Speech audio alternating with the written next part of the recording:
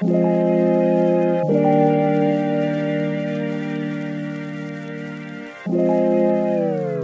and welcome to another episode of The Wannabe Entrepreneur, the podcast about what it's like to bootstrap a company. And today I'm here with Jakob Greenfeld. Welcome to the show, Jakob. How are you? Thanks for having me. I'm doing well, feeling well. The weather is finally getting better here in Denmark. Okay. And yeah. That's nice. Is it like sunny? Like, how is the weather in Denmark normally? Or is it like typical German weather, like which is very cloudy? Yeah, I mean, it's raining every day, but at least sometimes the sun comes out and this is good enough.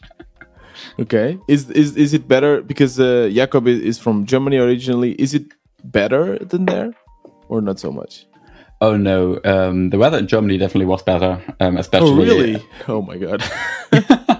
Yeah, I'm from south of Germany, and Karlsruhe and Mannheim actually are the cities where with the most sun in Germany.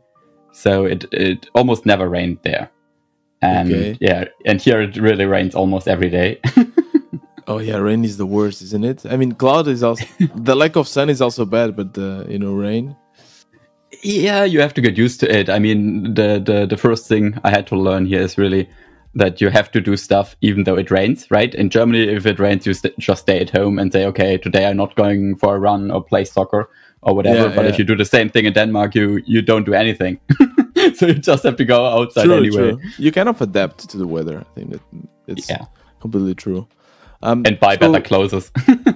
Yeah, exactly. I think that's... So what is the saying? It's not the weather, it's your clothes. No, was it? There's no bad weather, only bad clothes or something? Exactly, yeah. I was always hearing that in Germany when I was living there. Because, in Portugal, it's always sunny most of the days. And if it's if it's a little bit cloudy or if the temperature drops below 10, everyone is complaining. So, Jakob, today we are going to be speaking about your bootstrapped MBA, which is, I found a very interesting concept, the idea of kind of bootstrapping your own education. So... and I noticed that you also have a very big Twitter profile with almost 9,000 followers, which is really amazing. And you have a lot of cool products and projects going on. So I'm sure it will be a really cool conversation. And I would just start by asking you to introduce yourself and speak a little bit about Jakob and how this journey started. Yeah, sure. I studied physics, actually, and I started studying immediately after school. So we had just one social year where I went to emergency room, but afterward I studied physics, and this is what I did for 10 years, actually. I went over the full distance. So I did the bachelor, the master, and the PhD, and worked as a research assistant afterward. But yeah, already... during the PhD, it became clear to me that I won't stay in academia because the system is kind of broken.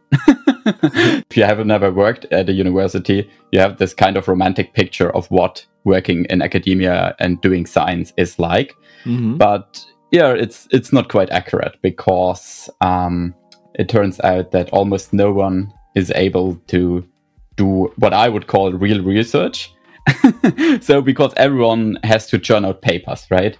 You have to publish a paper every 3 months. Yeah. Mm-hmm. And if you don't do this, you're out, right? You don't get another job.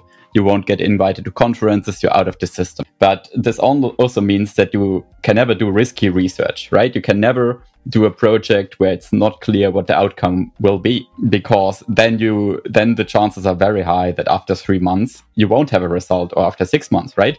It's funny because my partner, she also did a PhD in biology, and I kind of know, and she complained about exactly the same things, and how we were just chatting about it recently, how broken academia is, right? Because in the end, there's a big gap between also academia and kind of the real world, and there's a lot of science being made that no one knows about, right? Also because the way it's shared, like when you write papers and so on, it's written in a language that a lot of people just do not understand, right? It's only for the pros and the academians that they are the ones that know. And what was your PhD about? Exceptional groups and grand unified theories. How would you explain this to a 5-year-old?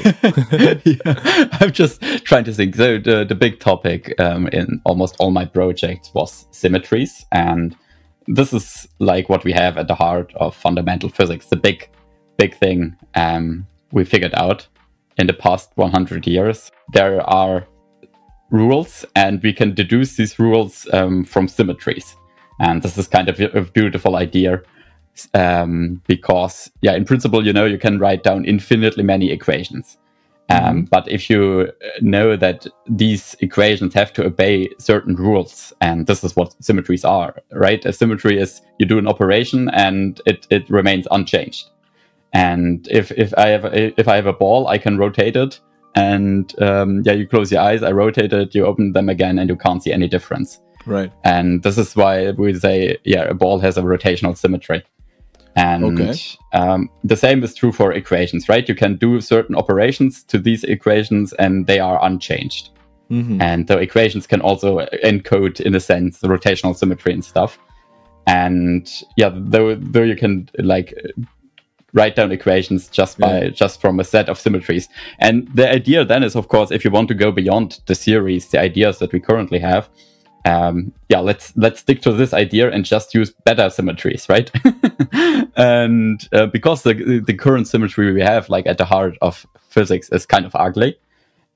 It's kind of a puzzle, but it's a puzzle that nicely fits into more beautiful structures. And this is what I explored. Embedding the symmetry that we have into a better symmetry, and better in a mathematical sense. I'm having the same feeling that I have when my partner sometimes explains their thesis to me, because it's so complex. So tell me like this: how can I apply that in let's say quote unquote real life? Is there a way where we can apply this, or is it already being applied in some concepts that it would be more tangible for us? No, so my the field, the field I was in is really the most fundamental, and it's the farthest removed from applications. Okay. So there are not really any applications. And where's the motivation for that? Because and now you're also a bootstrapper, you're also an entrepreneur. And as an entrepreneur, you always want to help people with what you build and see the use case of what you're building. But in your PhD, there's not a use case that everyone can just grasp. So where's the motivation coming from to work on those projects? Curiosity, right? And there is, at least some people, me included, are very fascinated how nature works at the most fundamental level, and just studying it and trying to figure it out and maybe add something to this puzzle is deeply satisfying in itself. But on the other hand, there are applications, but there is always a delay, right? It took many years between fundamental discovery and real applications. And let's look at quantum mechanics. Quantum mechanics is 120 years old, and just now slowly people are starting to build real quantum computers, right? Right. And the same will happen with quantum field theory, which is kind of the level below. And there are certain applications, like in superconductors, which are explained with quantum field theories. But for even more fundamental stuff, like the Higgs mechanism and stuff, there are 0 applications so far, but I have no doubt that they will come. Just maybe in 100 years or whatever. Or even if they don't, right? Just the fact that you at least know this and kind of understand how the universe works, even if you cannot use it to the benefit of the humans, is already fascinating, right? It's just, you are, as you said, you are contributing for the greater knowledge, for the knowledge of humankind. Is that something that motivates you absolutely. In science? Absolutely. Yeah, that's perfectly put. How would you fix, this is a very hard question, I just realized, but how would you fix academia? Because you eventually left, right? But I would love to hear your thoughts. You just said that there's a huge problem with just, you have to follow the papers and the publications and the citations. Is there any other way to do science to change the way we do science so that it's more interesting for people like you to just pursue it for the rest of their lives? Yeah, there are a few things, small and big things. And I mean, the biggest improvement, the quickest fix would be to separate the different jobs a professor is currently doing. Because right now at universities, professors are responsible for teaching, for raising funding, for managing research teams, and for doing research themselves, for going to conferences, like marketing stuff. They have to do everything. And usually what suffers the most is the education part, the teaching, because there's no real reward. They just have to do it. And it actually doesn't matter if they do it, if they're doing it if it's any good, what they are doing. So, I mean, there are, of course, exceptions, but that's why some of the college teachers are just so bad, right? I exactly. had that example in my own college where they just don't care. They are just terrible teachers, even though they might be very knowledgeable in their areas. Exactly. And I mean, on the other hand, there are many, many people who would love to teach at a university level, but they can't. Because there's currently just one position. It's the professor, and it's very, very competitive, right? There are just a very small number of these positions, and they get paid a lot and whatever.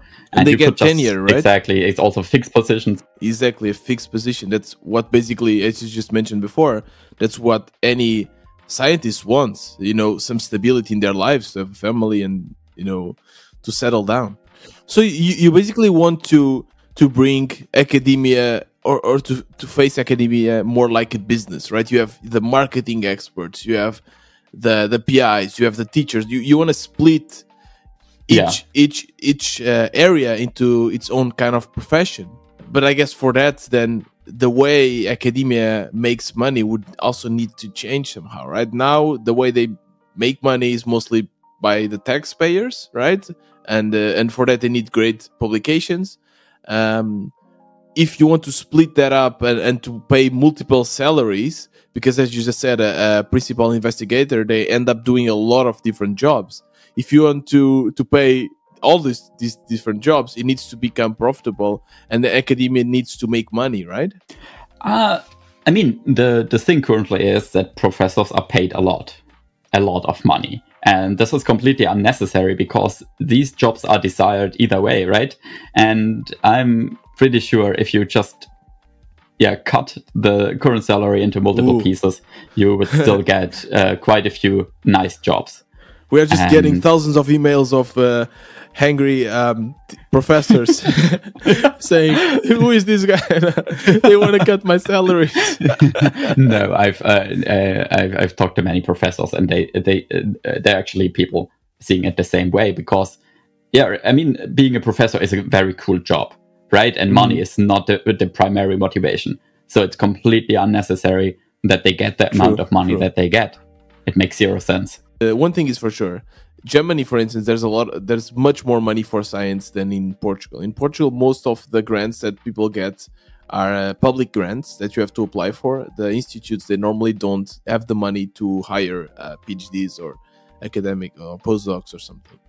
So I definitely I believe that there's a need for more money in science. And especially now with COVID, we could see how important science is, right? I mean, we were able to create a vaccine in under a year or so, just because there were the fundamental science behind it to support it. So I think science is absolutely important. I think there's a need for more investment, and I also think that there's a need to reduce the gap between academics and common people, and there's already a lot of publications and a lot of magazines that try to do like two versions of a paper. You have the scientific version, and then you have the version that everyone basically understands. There's a lot of YouTubers also coming up and reading papers and translating these papers to a way that everyone understands. So I love this. I love this idea of bringing science to the common mortal, to the muggles. So you decided to leave that world behind, and you I don't know if you immediately started this bootstrapping or this MBA bootstrap concept, but let's jump to this area. So why did you decided to start bootstrapping your own education? I already decided to make this cut during my PhD, and then I went to the recruiting events, right? And there are a few typical jobs you can get with my background, which is like consulting, finance, and software development. Mm-hmm. And I went like to the recruiting events, talked to the people, and quickly found out, yeah, this is not my world, this is not my people, this is not my tribe. I wouldn't get happy trying to climb a corporate ladder or something. It's just not, something I can do. Yeah, makes sense. And I wouldn't be successful. Also, of course, because if you don't enjoy it, if you're not the kind of person who likes this game, you never will be very good at it, obviously. So, and then slowly this plan started to emerge in my head too. Because I know also that for a lot of PhDs that try then to move to the non-academic world, and it's not easy. So is it a common problem for people that came from academia that they just don't fit in with the muggles, with the non-academics? Yeah, kind of. I mean, it's not too hard to get a job with a PhD in theoretical physics, because it's kind of like a certificate of intelligence. So it's like it's just, all companies know that you don't have like any industry specific knowledge, but this guy is smart, right? And they are usually happy in at least some industries, right? Like consulting. They are happy to have just PhDs because it looks good to their clients. If they can tell, okay, our team consists of just physics PhDs, whatever. And similar stuff is in finance. And also, I mean, there is a lot of coding going on in physics. So, many of my colleagues, fellow PhD students, ended up as software developers.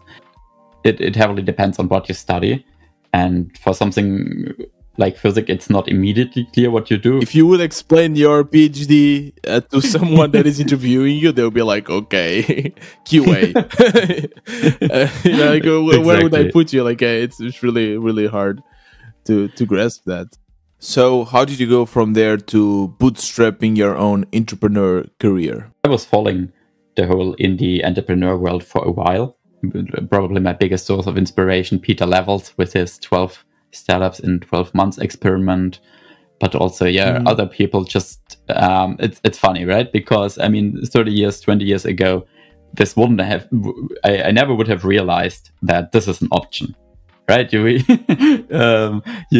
can either be like a traditional businessman, whatever that means, or you can get a regular job. But thanks to the internet, I realized there is this whole other world, right? You don't need to be like an outlier success, but you also don't need to get a boring job. You can really carve out your own path.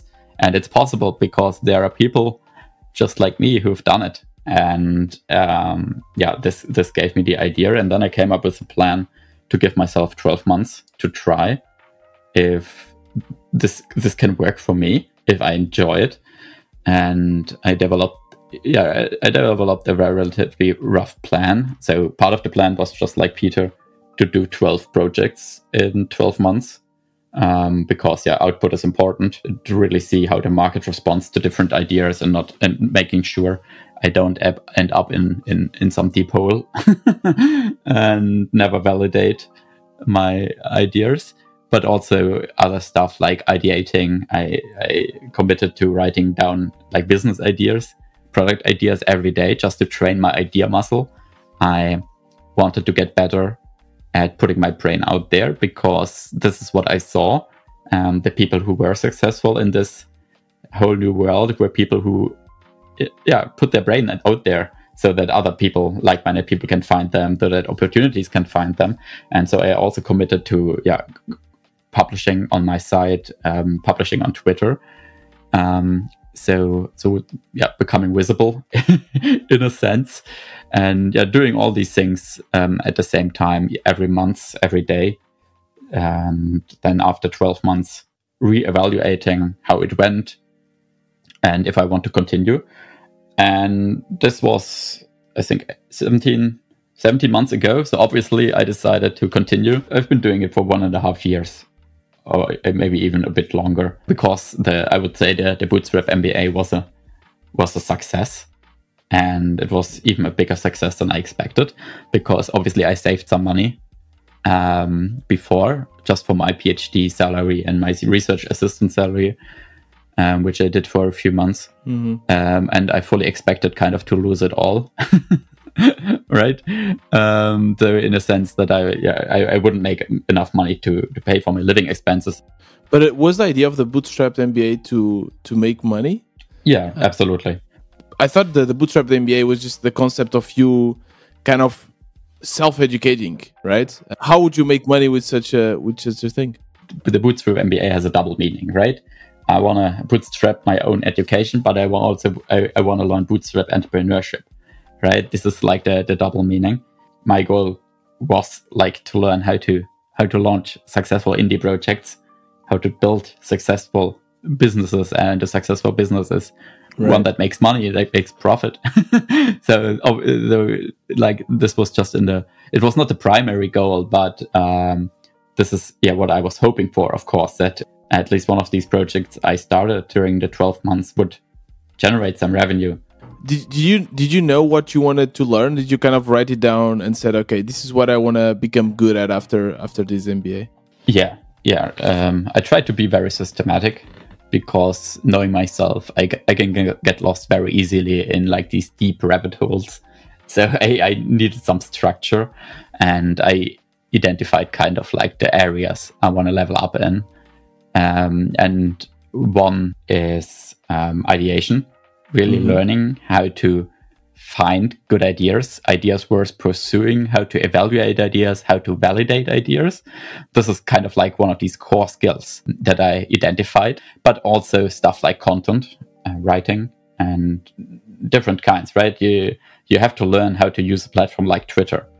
And at least for me, this is not something I'm naturally good at. So I had to learn it, and I made a conscious effort. And also, definitely coding, because I, even though lots of physicists are good at coding, I'm not. I didn't learn. I guess coding is always the easiest one, because for me, marketing and all of this is like, how do you even learn that, right? Like, how do you know what to learn? So your idea was just to follow others and to follow other bootstrappers, right? Or did you like invest in some books or some literature that would like teach you the basics of marketing and product building and so on? At the beginning, I had the idea that books would be very important for me, because I like reading, and I quickly learned that this is not very effective. I think it's far more effective to really study what other people are doing. And why is it not effective to read books? Because you won't find the best stuff in books usually, for whatever reason. People what people do and what they say is usually very different. And also you have this thing, those who can do and those who can't teach, right? And it's not entirely true, but it's hard to find really good resources, because there's a lot of nonsense out there. And obviously, if someone is like a full-time writer, his lessons will not be very good for an entrepreneur, at least in my opinion, because you need like this real world experience. I think I got far more out of really studying people, what is working for them. And also, especially with marketing, things are changing so quickly, so books can't keep up with it. It's simply the wrong medium. There are some fundamentals you can learn, obviously, and you should learn, like, okay, what is a funnel, right? Like these basic notions and just these basic ideas. What is a landing page and conversion rate and stuff? But once you have that, it becomes very specific to what you're actually trying to accomplish, your budget, the niche you're in, and also things are changing so quickly.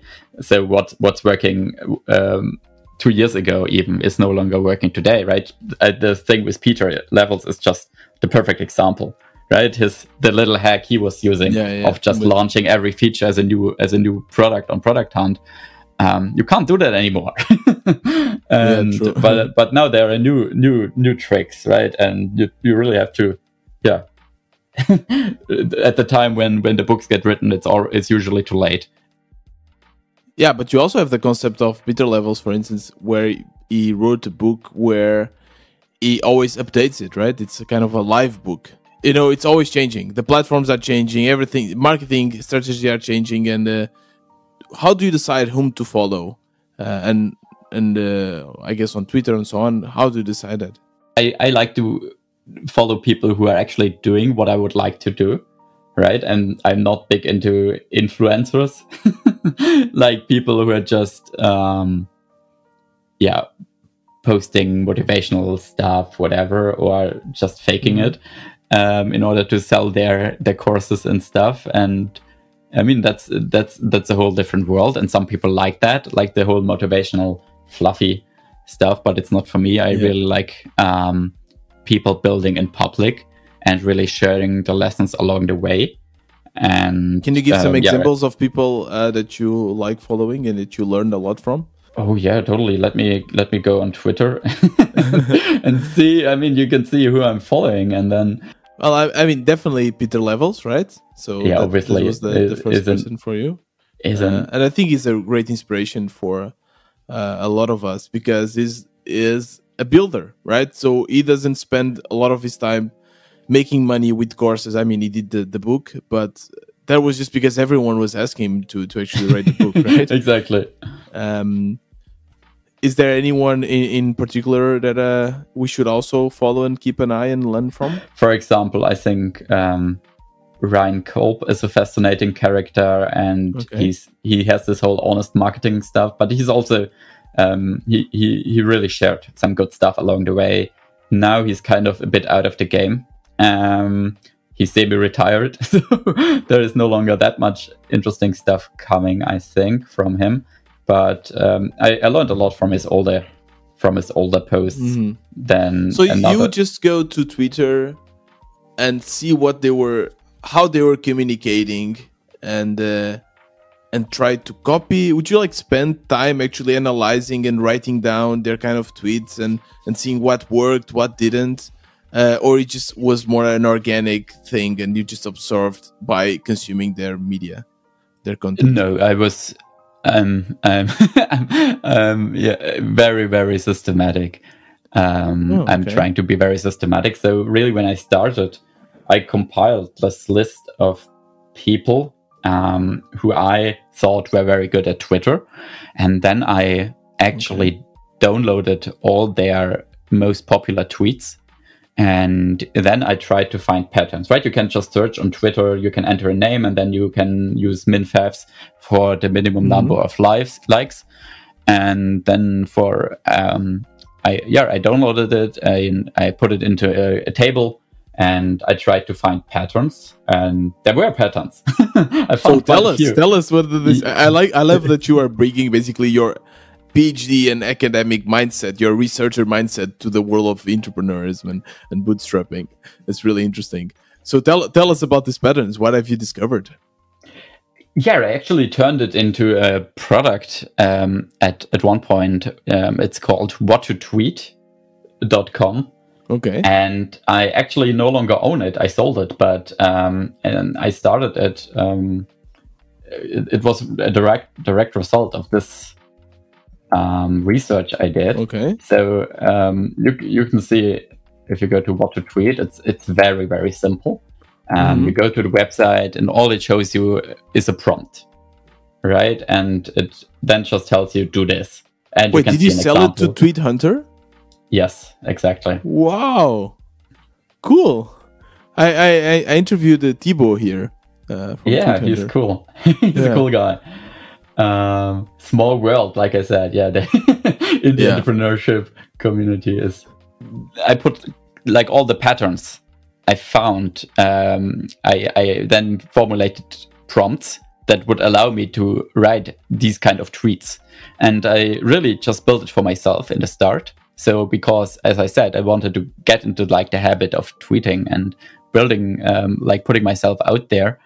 And I used it for myself. So I really just went to this it wasn't a website, right? It was just an HTML file on my desktop that I opened, and it was showing me these prompts randomly, and then I was writing tweets every day. Okay, but here you're just fetching the tweets that got the most, I guess, likes and engagement. But did you really discover what was making them tick? Like maybe a particular topic or a way they were written? Did you really discover why they were so successful? At the time, I didn't. But now I'm a bit older and wiser and understand a few more things. But no, at the time I didn't. Okay. I really just looked at. I actually just found it like my big table with all the tweets that I created, and then I created like these categories, and then these categories became prompts, and now it's a website that I sold, and you can just see like it's these typical examples of tweets that people put out, at least in this small world we're living in. Obviously, in different communities, you see other types of tweets, and that I noticed were working, in a sense that I got a response from people, that I got attention, and this is what I did. And but now you say that you already kind of understand why they were working. Do you want to tell us? Because like I think everyone wants to know. What are the tweets that work the most? Like, and why do they work? Sometimes there are things as simple. In our community, I think Luca was saying that he just had a tweet with a huge engagement just because he wrote, "I'm from Italy. Where about you?" You know, something super simple. So is it really like just the algorithm that is random, or are there actual topics that are that they just click and they work better than others? And which topics are those? No, I mean, it's not a lottery. There is an element of chance, in the sense that you never know, right? Sometimes stuff just flops, and even though you were very careful about what you're doing, there are certain things you can do to optimize your chances, to maximize the chances that the algorithm will pick it up and it goes viral. And I think the best advice is 2 categories, I would say. One category is just postcards. And postcards are really just small updates, small signs that I'm still alive. And this really just helps to stay top of mind of people, because opportunities to come to people who are top of mind, right? If you just yesterday talked to a friend, and today you see something cool, you send it to this friend and not some other friend, because this friend is top of mind. Yeah. And this is just human nature. And so just be consistent and tweet often, exactly. and people will remember you. Exactly. And remember the people that they see the most, basically. Exactly. And this is also, for example, why I have a personal newsletter that I write every week. It's just, keeping people in the loop, staying top of mind, and staying connected, right? Okay. And then you have the second category where, you really work hard and try to go viral in order to bring your people into your world, to make more people aware of your existence. And so you basically try to see what others are doing that are making them viral, and you try to clone that. Is that true? Yes. And I mean, for example, the most important thing, it's kind of a dirty word, but clickbait, right? And like writing tweets is like writing headlines. And if you want to have a blog post you wrote go viral, or get some attention, you better spend some time on your headline. And it's the same on Twitter. You really need to study what makes people click, and once you figured it out, it works for headlines the same way it works for YouTube videos and for tweets. And the most important thing is that you I think is that this is the best advice, is to study viral emotions. And there is a set of viral emotions. What are these viral emotions? So emotions that are easier to get viral, like I don't know, love or sadness, or is that? There are certain emotions when you are able to spark them, and when you are able to spark them in people, then there's a very high chance that they click that like button or comment or whatever. Okay. Right? And it's not coming from me. It's actually coming from Sean Puri. But the set of viral emotions is, oh, that's so cute. Haha, so true. Oh, now I get it. Finally, someone said it. Whoa, that's amazing. WTF, that pisses me off. Yay, that's great news. Lol, that's so funny. And not safe for work. That's crazy. Right? And once we have this list of emotions, you can then take almost, or you can really think about them as kind of like the starting point. And for example, when I'm writing a thread, and the Twitter algorithm really likes threads right now because it keeps people on the platform, and it's a good way to grow, to get more attention, is to write threads. But the secret is that when you're writing threads, you should be spending like 50% of your time on the first tweet, right, on the hook, because I don't know, 95% of all people will never make it past the first tweet. So if you do the math, this is like the point where you're getting the highest return for your effort. So it makes a lot of sense to spend a lot of time tweaking on the hook, tweaking the hook and working on it. And you can really write your thread, and then you take like these viral emotions and try to find an angle, right? In order to okay, what kind of content do I have in my thread? But then how can I combine it with these viral emotions? Maybe one, maybe two of them. And if you can do that, then you have a very high chance that you go viral. And this is much, much better than trying to use some templates or formulas or whatever, because it's just human nature, right? And you see that because coming back to my earlier analysis, if you now, like, this is the deeper level, right? If you understand these emotions, this is just human nature. This is like ground truth. This is it's hard to go deeper. But for example, yay, that's great news, right? This is a viral emotion, and you see this all the time. If someone is sharing, hey, my revenue grew by 50%, whatever, everyone clicks. True. That works. And another thing is, haha, so true, right? If people feel seen, this also works all the time. And if you create a little meme like Dagobert or whatever his name is, right? Always creates these memes about how indie makers forget to make Dagobert. forget to do marketing. People always forget to do marketing, right? And every indie maker knows, haha, so true. So we click that like button. And this is where can we access all of these emotions that you're just reading? Do you have it written somewhere that the listeners can check it out? Yeah, if you just search for my name and viral emotions, it will come up. If at Jakob Greenfeld and then viral emotions on Twitter, you will find. I'll try to link it in the description of this episode. So is Twitter? You just said you have two kind of marketing strategies. You have your launch, and then you have your long-term platforms to get recurrent users. Let's say there are cool things you can do, like because we, for example, understand now who are the kind of people that might be interested in this. We can actually just reach out to them, and so you just send them cold emails or something like this. Exactly, and I mean, this is something we definitely will try, because why not?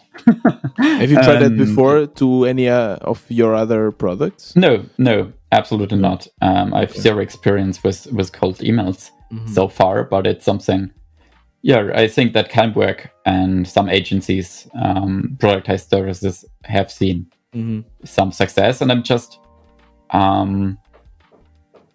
looking at our list of experiments we want to do. We also, of course, want to experiment with paid channels, because when you're making money, you can also reinvest some. And obviously, like, Twitter ads seems like a very obvious choice, but also Reddit ads, which is something I'm also currently experimenting with for indie opportunities. And another thing, is it working well for you? The paying ads? The jury is still not out, so it's I haven't decided yet if it's really working, but so far it looks promising. And the only things I really have done is to Reddit ads, but also newsletter ads, which is something I think is very, very cool, especially for us indie makers, because you can find some really great opportunities there, and at the same time also support cool people, right? And it's not like you're just spending money on Google ads or Facebook or whatever, which are very effective marketplaces. So it's very hard to find like under the radar opportunities. Right. Whereas in newsletters are very decentralized. I didn't even know that there was a possibility. So you can pay people that have a big followership within their newsletter. You can pay them to speak about your product. How do you find them? This is where it gets tricky. I mean, there are newsletter ad marketplaces, but in my experience, all the stuff you find there is completely overpriced.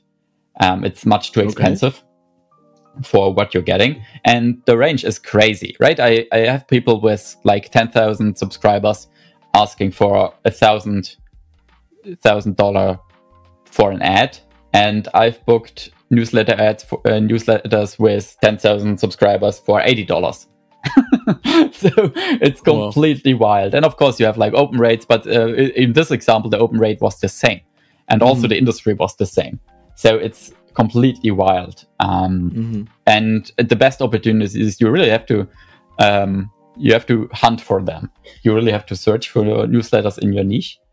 And what has worked really well for me is just reaching out to the writers that I read myself, to the newsletter writers, right? Where I'm really myself a subscriber. And I kind of it's also easier to spend the money then, because like I said, it's also you're sponsoring them and supporting their work. So even if you don't make a return on investment, it's okay. Yeah, I supported one of my favorite writers, and that's kind of cool too. Definitely. But so far, it always has worked really, really well. And like if you're really just doing like the math, and you can, I mean, it's not too hard to actually do a calculation, because you typically know your own conversion rate, you know the number of subscribers, you know the open rate, and you know the click-through rate. And then it's just an equation. And the only thing you don't know is how many people actually click on your link, because typically you only get the number for like the total clicks. But then you have some typical function. Obviously, like if the link is lower down the email, it gets less clicks, and the higher up on the in the email it is, and also what kind of ad it is, and these different factors. But yeah, you can create a little model and then just do the math, and then I'm able to pay like $200 for this kind of ad, and then you reach out to people and see what they are charging, and like in many cases it's just too much, and the math doesn't work out for you, at least, because obviously it depends on your product, on your lifetime value of each customer. And conversion rate, this can be very different, and why some companies are able to pay $1,000 for an ad in a newsletter with 10,000 subscribers. But yeah, it's not working for me. And so yeah, I just reach out to newsletters, to writers, and ask. No, it makes total sense. I didn't know about this possibility, actually, newsletter marketing. I think it's a great tip here also for the listeners. And we spoke a lot about marketing, which makes sense because it's probably one of the hardest things for any bootstrapper or any entrepreneur here. But I would also like to speak a little bit about the mental state and how do you endure the lack of users, working alone, and all of this mental part. Was that also part of your study? Did you have this kind of problems as well? It's actually something I didn't really anticipate, but I should have. No one does, but it ends up being also probably one of the main reasons why people also end up quitting, right? Because exactly, absolutely, yeah. And entrepreneurship is an intellectual sport, and at times it's a very lonely one, and like it's kind of cringy, like, because you have all these entrepreneurial influencers talking about it, but it's also totally true. Like, the whole mindset component is so important. it really can't be emphasized enough, I think. And it's something at least I didn't realize, and I think most people don't realize when they start, that this is probably what accounts for, I don't know, 50-70% of your success. I don't see a lot of the influencers really speaking about how it affects you. Like, so how did it affect you? When did you first start to realize that this could be a problem? I mean, there are many different parts to it, right? It's not just one thing, but many little things, and I definitely haven't figured it out all of the parts, but at least some parts I'm making progress and getting better at. And what's kind of difficult is connecting, is like having a network of people doing this thing, like carving out their own paths, because it's really a small world, and online it sometimes seems like it's a big world, but it isn't. There are actually not really that many people who are doing it, right? And definitely. I have interviewed almost everyone. Exactly, right. It happens all the time when I'm talking to fellow indie makers. Everyone knows everyone, right? It's a small village. Well, let's say that you know the successful ones. I think there's many more people, but they are just not successful enough to bleep in your radar. Yes, but I would say, if like people who stuck at it for a year or so, and are not complete beginners and really do it full time, almost everyone, I would say. It's in the sense, it's a small word. And what's totally true is that most people quit before a year. So you said that you're feeling kind of lonely, was it? Yeah, I mean, it's for example a problem locally here. I don't know. I mean, we just moved here recently, but there is no like indie maker scene, right? it just doesn't exist at all. There are no meetups or easy ways to find like people doing similar things. And I mean, you have like a startup scene and events for startups, but this is kind of a different world. They are playing a very different games. It's all about fundraising and meeting investors and whatever. And this is not. It's almost as little. It's not really relatable to me. So, and I think it's the same for many people who live in the middle of nowhere. I mean, there are certain hotspots, and if you live there, you can actually meet people doing similar things in person. But for most people, it's hard. Online, obviously, it's much easier, right? And is it the same though? Having fellow bootstrappers online and in physical world. Yeah, obviously, same, right? It's not the same. Obviously, it would be really cool to have like indie maker scenes all around the world, but it is what it is, and there's not much you can do about it. And because it's simply still early, and this will come. And I mean, currently, I think it's also cool that you have this power to connect, right, with people from all around the world. And every time I'm talking to a different indie maker, it's another country, right? I hardly meet two people from the same place. And this is also it's cool. And I mean, it's very cool that this is now possible, because like I already said, let's imagine 20 years ago, what would you have do? You needed to move to a place where there was already a scene of indie makers, for sure.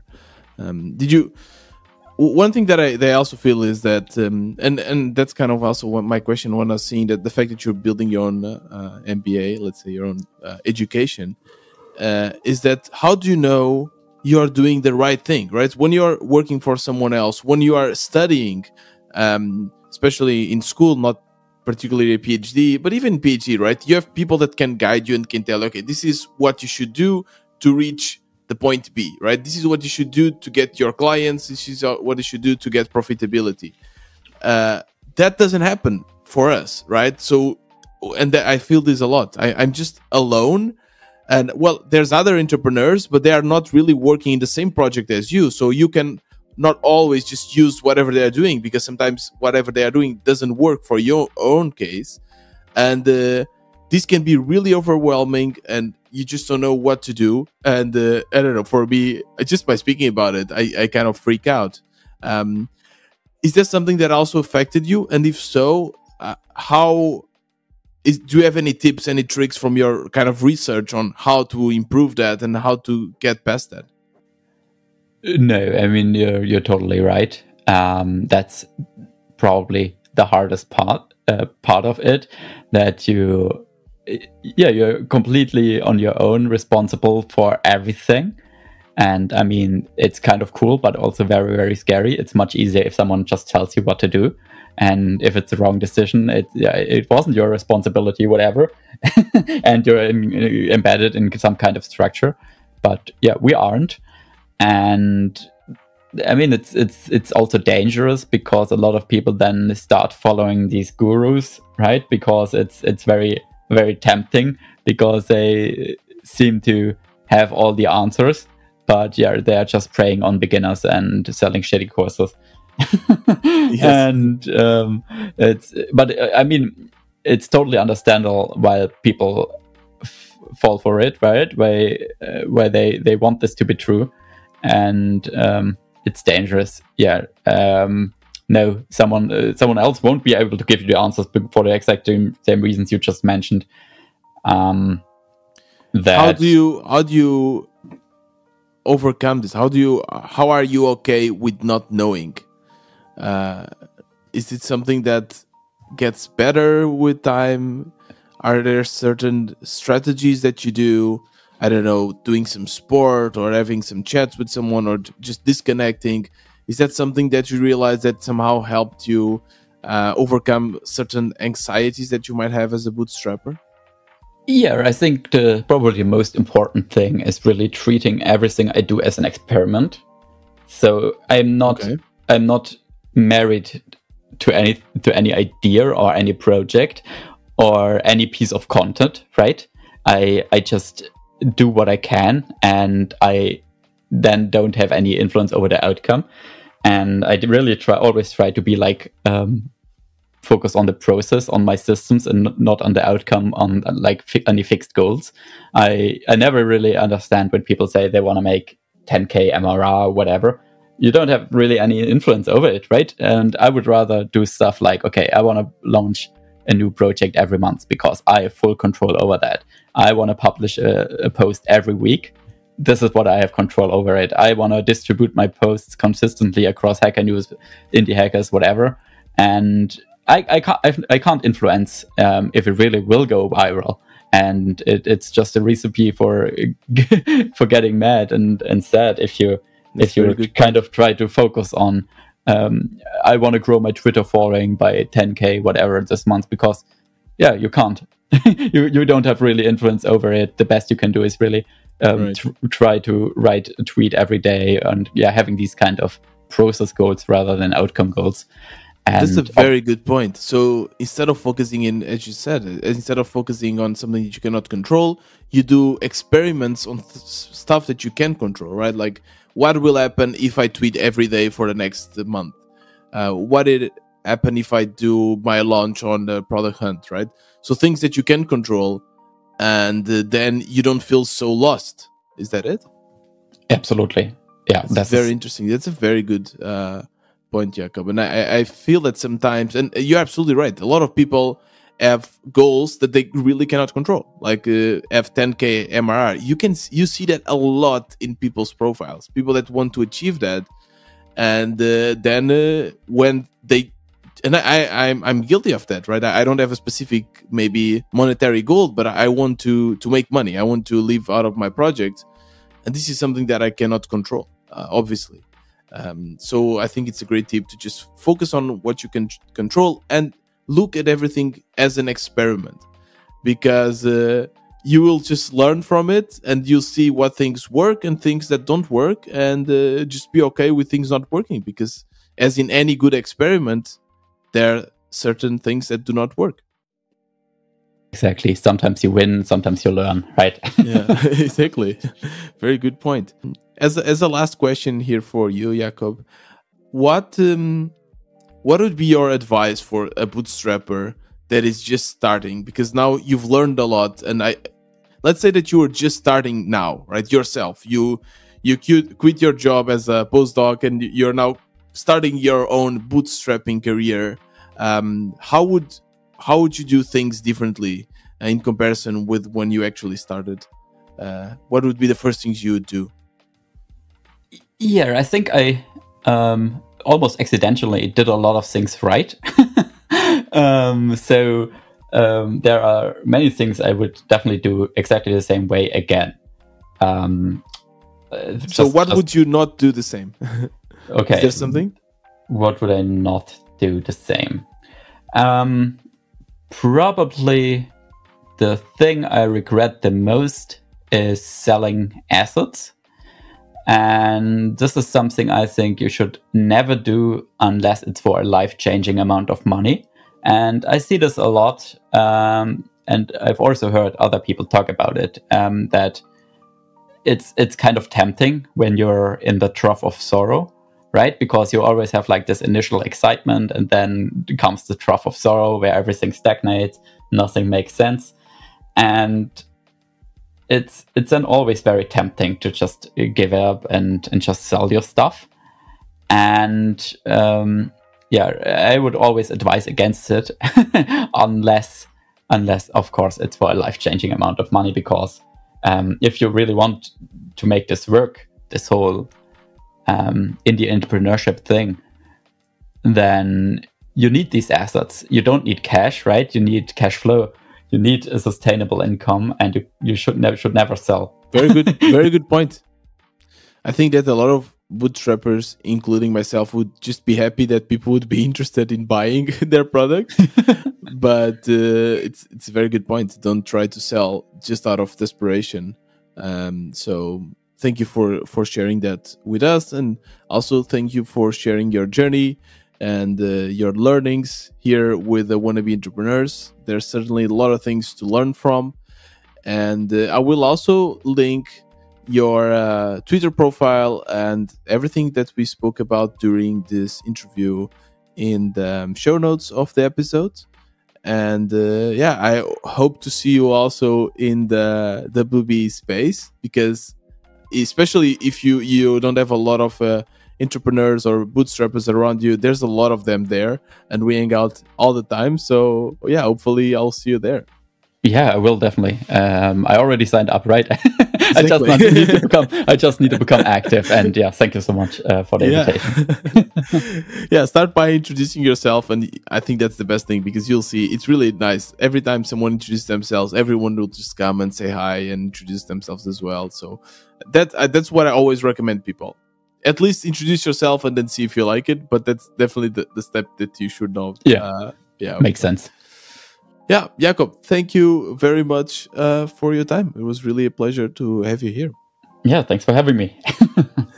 And for the listeners, this was another interview. And if you want to hear the story of other bootstrappers, many of them, we actually spoke about it today. We have Dagobert, we have Thibaut, and we have many others. So just go to wannabe-entrepreneur.com and you can see all the interviews I've done. You can also listen to my own journey episodes. So make sure to check that out. And also share this episode with all of your indie maker friends, because I'm sure they will like to listen to it too. This was another Wannabe Entrepreneur. See you next time.